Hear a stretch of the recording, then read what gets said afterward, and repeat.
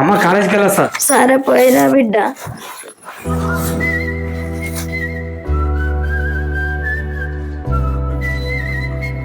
నాన్న నేను కాలేజీకి వెళ్ళొస్తా.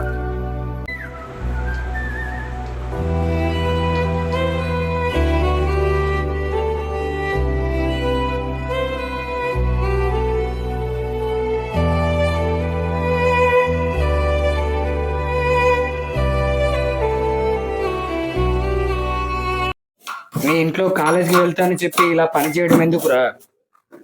మా నాన్న మంచాలకి వెళ్ళి లేవర్రా. మా అమ్మ బ్యాక్ పెయిన్ తోటి బాధపడుతుంది.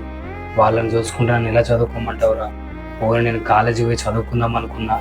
మాకు అన్నం పెట్టేది ఎవరు మామ? సారీ మామ, ఎన్ని రోజులు నువ్వు పని చేసేది నీ జల్సాల కోసం అనుకున్నా. కొంతమంది చదువుకోవాలని ఆశ ఉన్న కుటుంబ పరిస్థితుల వల్ల చదువుకోలేకపోతున్నారు. అలాంటి వారిని గుర్తించి ప్రభుత్వం సాయం చేస్తే బాగుంటుంది.